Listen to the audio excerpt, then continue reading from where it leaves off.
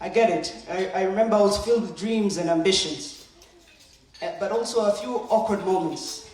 I remember that all I wanted to was if I could just make it out of school without tripping on a stage or accidentally saying something stupid or embarrassing, I'd be doing pretty well.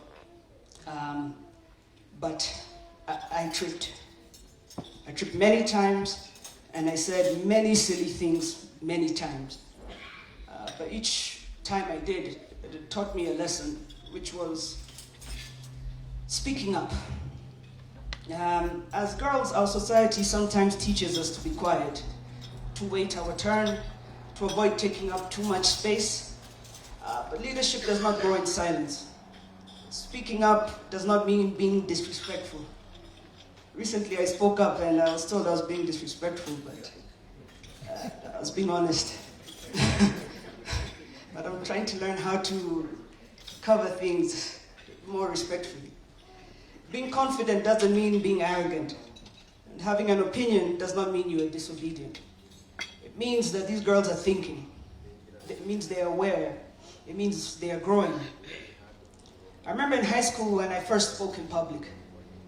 Back then I wasn't, I looked different. I was bigger, I had spiky hair, and we used to have these inter-house competitions. And there was this one competition called verse speaking, where you go, where people do a poem and you recite the poem. Now the house that I was in, which was the blue house, which is called Mara, they were terrible at sports. We always last at anything, swimming, running, sports, we were terrible. But things like debate, verse speaking, we were good at it. So one day a teacher found me in the hallway before the bell rang. And she said, our house is in trouble, can you do a poem? I told her, yes, I'll do it, without thinking about it. Later when I thought about it, I was like, I know I'm going to find a way out of this. So they gave us poems to pick and choose. I saw the poems and I didn't like them, so I asked them, can I pick my own poem? And they allowed me to, and I picked a poem called Still I Rise by Maya Angelou. And the book I found magic in that book. So before the verse speaking competition, the English teacher would say, all those who are doing poems, come practice in front of class. And every time I practiced in front of the class, they would laugh at me mercilessly. See, I was a joker. They thought I liked to be in the space of the jokers. I thought being funny is what made me cool or made people like me. So they laughed at me, but I remember I didn't like that. So I went home and I practiced, and now when they were calling us to come practice in front of class, I used to refuse. I said, I know, I'll do it. The day came, I looked crazy. The school was giggling, people were giggling in their corners, and I said my poem, and the school went crazy. They clapped for me. It was something they didn't expect me to do. It was something I even myself didn't expect to do. But that day I won that competition, and I can never forget that day. I went on to other competitions, and I won. But sometimes you find yourself like here I am today, and that story came to my mind, and I'm wondering, I'm a public speaker. I get scared talking in public. But I remember that day where I was pushed to try something I never wanted to do. And it turned out to be a skill set that people actually like these days. The other thing I wanted to talk about is being firm. I can't stress enough how important it is to teach them to stand their ground. There'll be moments when these girls feel pressure to fit in, to follow the crowd, or somebody wants to silence their opinion. But being firm also doesn't mean being rude. It's having the courage to express your beliefs with a confidence and respect. It's like, imagine you're carrying a tray full of cups. If you're unsure and you're wobbly, you're bound to spill something. But if you hold that tray with strength and confidence, you're not just carrying cups of tea. You're serving up your ideas, your passions, and your dreams. So I want to encourage them to stand tall and hold their tray steady. As our girls step into the next chapter of their lives, I'd like you to, as parents, to ask yourself, what kind of woman do I want my daughter to become? Do you want your daughter to be a kind person? Then you must show her kindness daily. Do you want her to be disciplined? Then teach them to practice self-discipline. Do you want her to lead? And start by leading yourself. Your daughters are watching you. They learn confidence when you listen to them. They learn courage when you trust them. They learn leadership when you allow them to express themselves. So parents, I'm not here to lecture you today because, as you may know, I am not a parent. I'm an auntie. And as an auntie, we love your children like our own, but saa moja na nusu ikifika, please come take them. So I won't lecture you. I just want to tell you something about what's going on with them right now. In this rapidly changing world, our girls are facing challenges we cannot even begin to comprehend. The future is filled with opportunities, yes, but also pressure. I want to highlight unique challenges they face today.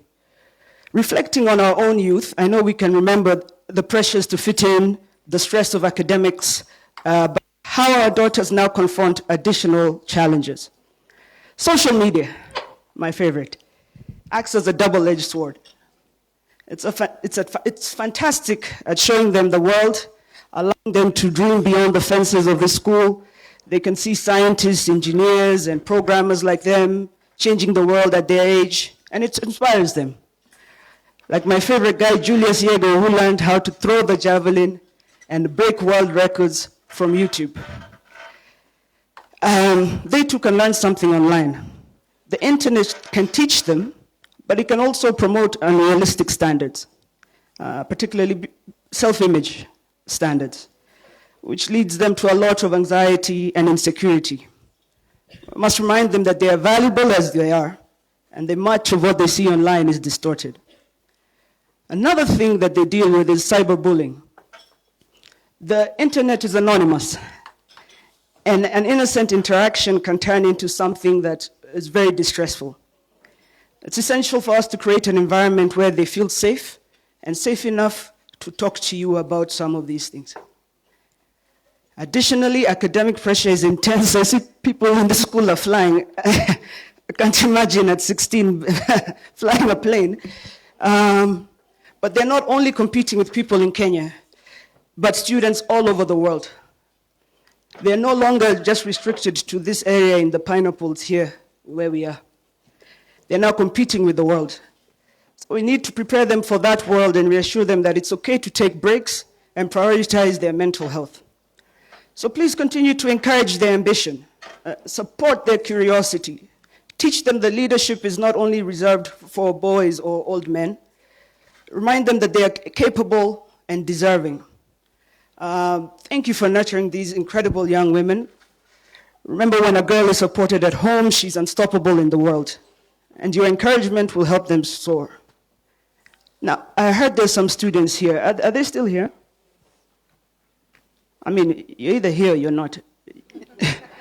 You can put up your hand if you're here. Are you a student? Since you're the only one admitting. Let me read for you that poem I told you that I did when I was in high school. I'm going to paraphrase it a bit. I'll read for you two paragraphs here. She says, "Did you want to see me broken, bowed head and lowered eyes, shoulders falling down like teardrops, weakened by my soulful cries? Does my haughtiness offend you? Don't you take it awful hard, 'cause I laugh like I've got gold mines digging in my own backyard. They may shoot you with their words, they may cut you with their eyes, they may kill you with their hatefulness, but still like air, you'll rise. So take your time, be yourself, don't try to fit into spaces that you don't know about. Try new things, be curious, ask, and don't do everything in the DMs, don't do everything in secret. Reach out, and if they try to put you down, as long as you believe in yourself, you will still rise. So thank you all so very much. Merry Christmas to everybody that's here. Thank you for having me here, Bwana Chairman, and Madam Headmistress. And thank you all so very much.